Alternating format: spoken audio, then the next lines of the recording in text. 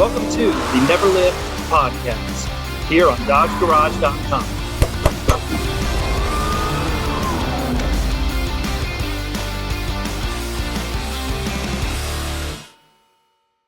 So I figured what I would do for this very first episode is get in touch with our good friend Kevin Wesley from Wesley Motorsports. If you guys don't know him, you should, and you're about to find out about him right now. He is an amazing driver, an amazing builder, mechanic, and engineer, just an overall, all-around great guy. Coming up is the 100th anniversary of the Pikes Peak Hill Climb, and I'm sure all of you guys know what that is. It's one of the most insane events in the country, and Kevin Wesley has taken many of Dodge vehicles to the Pikes Peak Hill Climb to compete against all sorts of race cars. So we're going to talk to him today to have him fill us in on the race that's coming up.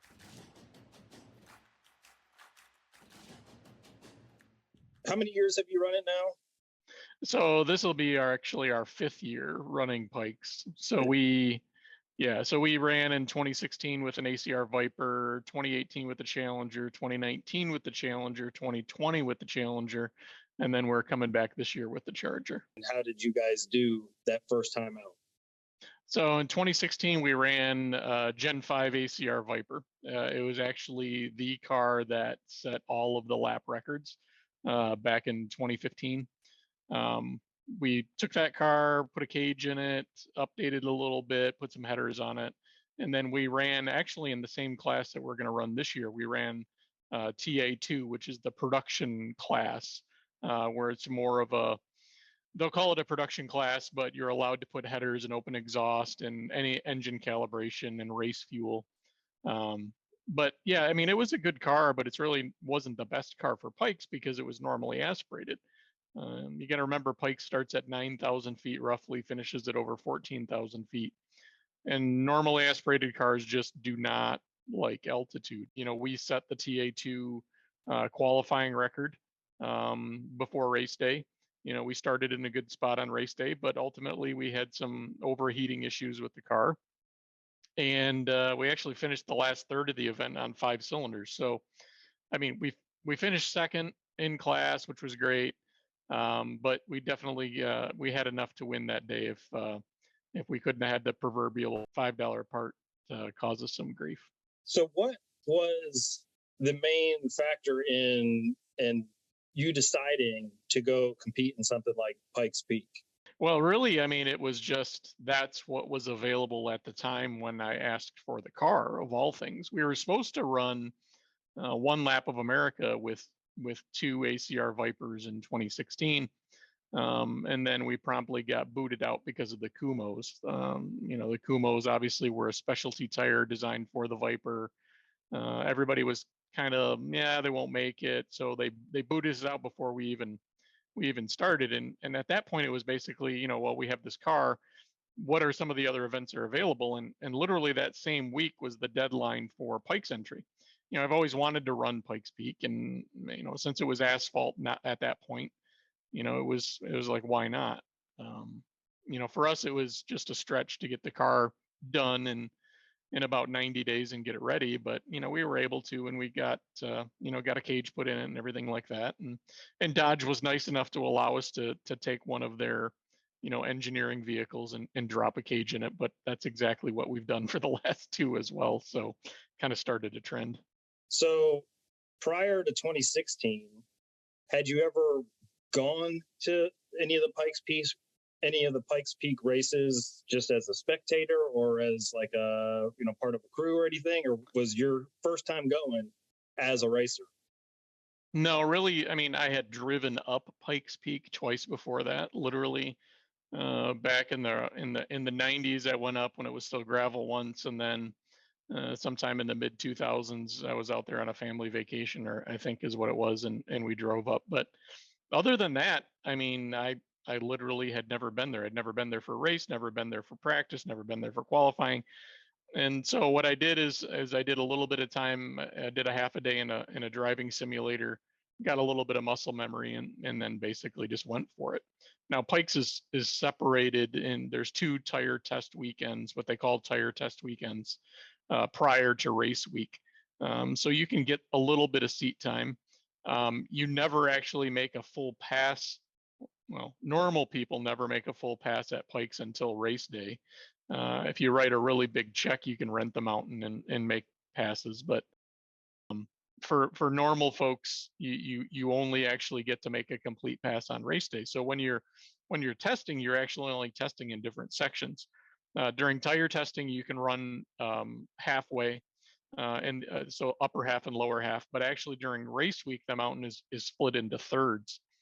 So the upper section is actually upper half is actually split in two. So you don't actually get that much seat time in some of the sections during race week. The year that you raced was the first time you'd ever gone. I mean, something like an event like that, I would imagine has to take a serious amount of prep and planning. Like you just mentioned, for one, you don't really have the opportunity to run the car the whole track or the whole length of the race. So you really don't get to test the vehicle itself mechanically, or calibrations, or performance that it can, certain components of the vehicle can withstand that start to finish. So how did you go about, having never been there before, preparing for an event like this where you're stuck there kind of out in the middle of the country, the United States, and you're there for many days in a row, through this whole process of this event, and knowing what to have with you, and what to be ready for, and how many people to bring with you, and what kind of people to bring with you? Like, what was that whole process like to get ready for that? I mean, it actually went pretty well. I mean, it's kind of like any other race weekend for us. We always bring too much stuff. So, but when you're basically borrowing a car, you're also relying on, for us in 2016, we were relying on engineering support from SRT. So, SRT already had a trailer with parts that they were taking to all these racetracks that they were setting records at. So essentially, we took, the SRT trailer and some SRT engineers. We had an engine calibrator. We had Tom O'Delwa, who was the lead SRT engineer during the testing phase, and basically just went out and figured out what's going to happen. I mean, the one thing about Pikes with the altitude, really, if the car is going to live at sea level as far as parts breakage, it's going to live at altitude because it's just making less power. So you take a car that's making 600 horsepower at sea level and it's making 500 horsepower at the start, you don't have to worry about wheel bearings and half shafts and all these other pieces because the car's just not making any power. So that makes it a little bit easier. Engine calibration was huge though for us. So we had an SRT engine calibrator, and he spent I don't know, that first year we probably spent, I think, 16 days out of June, or almost 20 days out of June out in Colorado. And it's a big build to go somewhere for that long and feed and house all of those people. So it's not a inexpensive event by any means. Right. So what you're saying is that for the future, Wesley Motorsports does accept volunteers for XP. Yeah, actually, we've actually toned that down. We in 2019, when we had two cars, we had a lot of people, and that also gets to just be too much. So this year we're actually dialing it back a bit. My family always goes, and obviously they help, but my brother works here in the shop full time now, so he'll be there, and we have our chassis rally guy, Ryan Thompson from Thompson Race Fabrication. He's going to be there. One of my buddies, who's a longtime ex-SRT guy, Dave Zelkowski, he'll be there. But less is more when it comes to some of that stuff. I mean, you can just literally have too many people, and from an owner driver perspective, it's less of a headache for me to have less people. So you're in a way self-sufficient in terms of making this happen. Like, it's your responsibility to make sure the car gets there. It's your responsibility to make sure everybody's shows up that's supposed to be there, showing up and stuff. What's helped us out tremendously, more than you can really imagine, is the support from Dodge. And it's not really Dodge writing a check, it's Dodge supplying cars and Dodge supplying parts and things like that. I mean, that's just made it massively easier for us. So I mean, if you look at what we'll take to Pikes, we'll take a 48-foot trailer with one car and a bunch of stuff, but literally we'll have enough stuff to rebuild that car completely, if we wanted to during the week. So I mean, if knock on wood, we're not going to be putting engines and transmissions and all that stuff in there, but we'll have a complete engine, we'll have a complete trans, we'll have a complete rear cradle or complete front cradle, all the suspension. If we needed to rebody that car, we could do that. I mean, having that capability, courtesy of Dodge, I mean, is great for us. But that doesn't happen, that takes a long time to accumulate all of that stuff. And that's why we keep running year after year, is because we've accumulated these pieces where they've essentially let us part some engineering cars out. I mean, it's not like they're going to the Mopar parts bin and giving us a pile of stuff. We're running on leftovers, which is fine, but that definitely puts us ahead of the curve. I would assume you're happy with how it all came out. Happy with how you guys did as a team. You did as a driver. The vehicle did. I mean, overall, I'm sure it was a huge learning experience. And so, from that year, what has gone on since then with Kevin Wesley and Pikes Peak, for anybody who hasn't kept up with the Pikes Peak series year to year and maybe hasn't caught you being there yet? Well, really, I mean, 2016 was just, it planted the seed that we wanted to go back. 2017, we actually ran a Fiat program, and we went to Mount Washington and did that hill climb. But it wasn't until 2018, which we really kind of got our feet under us for the Pikes program, when we started with the Challenger.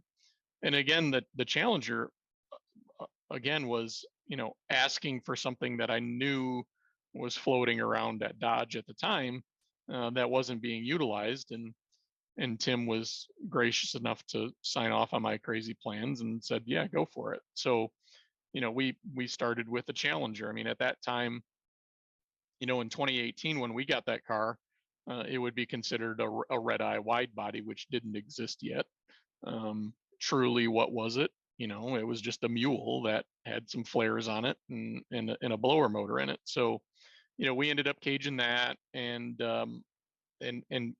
really, took it to the road course to do some testing. It had some aero on it from the ACR Viper, but we just put a massive tire on it for that, and we ran a Kumo 355 off the rear of the ACR Viper square on that car. So there was a decent amount of grip, and we were gonna have a good run, and we had some problems, but that led into 2019, where we were actually able to build a car from a body in white, and that's the Charger. So we ran the blue car again, we ran the Challenger again, and then we built the second car, and that was just before the introduction of the wide body Charger program. So we built a wide body Charger from a clean body in white, from Brampton, and that's what we're using now. And it's again, it's a great car, but in 2019 it rained. So all of our plans for any great runs up the mountain in 2019 were immediately quashed when the rain started. I mean, nobody's going to make a good pass when it's raining. So we made it up, and Randy Popes drove the other car, and he made it up, and we finished. And we basically chalked it up to what's going to happen in 2020. And what happened in 2020, COVID hit. So that kind of completely puts the screws to our Pikes program. But Pikes got deferred, and ran in August, and we were able to piece together our program. 2020 ended up being a good year at Pikes.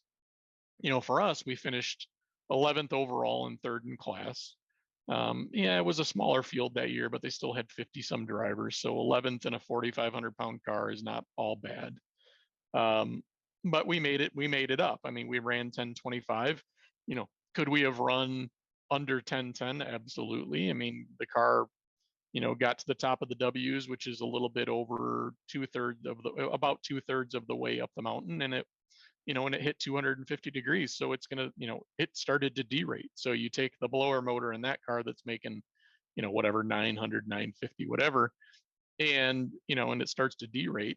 I mean, again, it's not making all the power it should have made in the last few miles. So, yeah, but again, we learned a lot, and hopefully we'll apply that to this year, and not have those overheating issues. And for us, for 2021, we just skipped bikes. We had to send the blue car back, and we had to send the Charger back, and at that point we had to send the Fiat back, which we still had.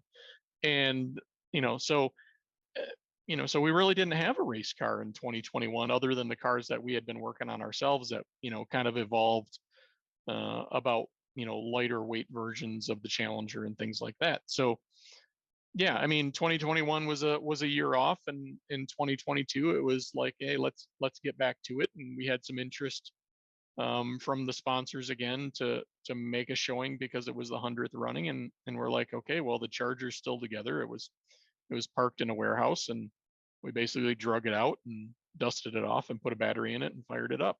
So that's what we're doing this year. Yeah, the video that you mentioned that I saw on your site with you and Randy, it's pretty funny, like the contrast between you guys, both obviously very skilled drivers, and he's kind of like the classical music kind of composer, kind of like the Mozart, and you're out there like Eddie Van Halen, just shredding it up, and he's kind of real calculated, and you're like, here, hold my beer, and not that it's that that you're that uncalculated, but you can tell Right. that he takes a different approach to it, which not that either way is right or wrong, because obviously both of you guys are able to go out there and totally just lay down some serious results with it. I'm very, I'm a classic, ADD, ADHD, whatever you want. I'm of the moment. I don't dig into the nuances and the details. Even my driving style at the tracks, I don't memorize the corners, and I don't memorize this and that. And Randy would literally sit there and name off in car and name off every single corner as he's going up the mountain. And it's just like, I can't do that. I just don't pay that much attention. So, I know which ones will kill you. And we've done a video on that of, the 5 or 6 corners at Pikes that I think, you could buy the farm basically, and everything else I kind of drive by sight. So the years with the Challenger, what in your mind made you think, hey, let's build a car to race Pikes Peak? Now I get the Viper. The Viper, the ACR, like, sure, maybe not Pikes Peak with the elevation changes and stuff, but that car is built for that kind of stuff. And what in your brain said, I'm going to keep doing Pikes Peak, I should use a Challenger? And did that first year, the next year when you pulled up with the Challenger, did you feel everybody looking at you like, what is this dude doing? Like, what is wrong with him? Like, good luck, bro. I want to go again and do better. So I'm going to use a car that's, way heavier, way less set up for this kind of thing. Like, what was the thought process behind that? And I guess what were some of the biggest challenges to overcome with that, to be able to compete on a field where you have literally cars that are made to do this, and you and I have talked about this in the past, these people that have these, like the GT3, full race cars, literally made to be a race car. And, you're hanging there with them. Sure, is a couple of seconds or 15 seconds or whatever a big deal in a race? Yes. But in real life, is a car that can run Pikes Peak in 11 minutes and one that can run it in 10 minutes and 45 seconds, but they're $200,000 difference in price. I would say that, like, that's a pretty competitive vehicle, to the other one. Truth be told, there's 2 reasons. Number one, probably more than 2, but I'm a long-term loyal diehard Mopar guy, right? So I'm not gonna go race anything but a Dodge product, right? So yeah, you could go buy a Porsche, you could go buy this, you could go buy that, and there's a certain expectation when you show up in that GT3 Porsche. You better be the fastest guy there, and you better win. There is no expectation when you show up to a road course in a Dodge Challenger that you're going to win. But when you finish in the top, you know, 3 or 5 or whatever, and you shame, 60 other cars, well, it actually, to me, that feels better because I like to be the underdog. I like to show up in the underdog car and basically make people feel bad. Ultimately, they're just good cars. I mean, they're good on a road course. They're good, very reliable. I mean, I always tell the story about the blue Challenger. I mean, we took delivery of that in 2018. That car had been a development mule before that. I had a bunch of miles on it. We literally flogged that thing, for 4 years. And when I say flog, we would go to a time attack event and run 2 drums of E90 through that car in a weekend. I mean, it's 110 gallons of fuel, and we would change the oil twice a year. So, I mean, when you look at something like that, how we would abuse that car and never laid a wrench on that engine. You're not going to do that with a Porsche. You're not going to do that with anything else.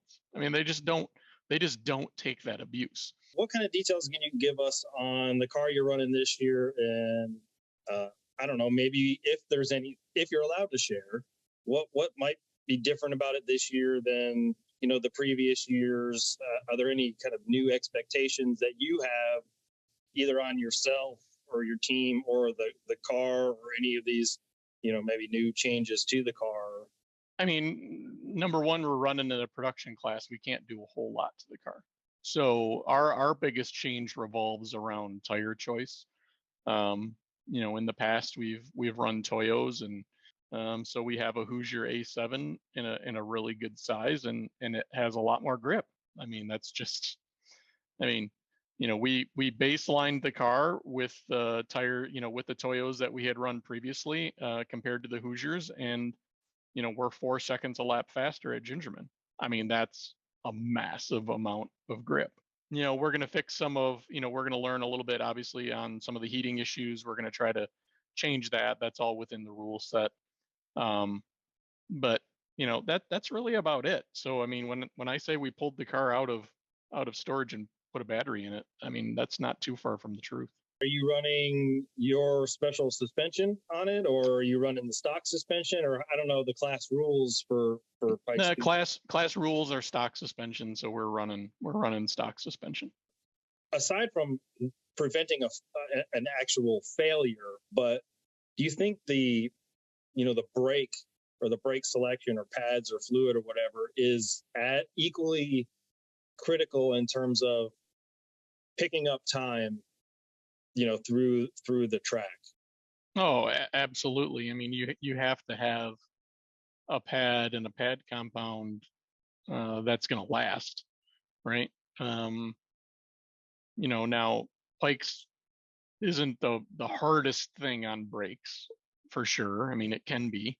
In some sections, you're just not carrying enough speed to make it that difficult, and when you have a fairly decent shot in between corners to cool the pads down a little bit. But yeah, I mean, we always run a high temp fluid, and we always run very high temp brake pads. So we'll run a Hawk DTC 70, and we'll bring DTC 80s with us, and then make the choice when we're there on what pad compound we want, depending on what happens during practice. But I mean, a DTC 80 Hawk compound's good to over 1600 degrees. Well, I appreciate you getting together and talking with me today, and I will get back with you before the race happens to check in to see how things are progressing with getting the car ready and getting yourselves ready for the race. Hopefully, anybody that watches this finds some useful bits of information. I think you carry a lot of wisdom and specialty and knowledge on our our community and the racing world in general. So hopefully people pay attention and listen to some of the things you have to say. And good luck getting ready for the race. All right, sounds good. Thanks a lot. See you later.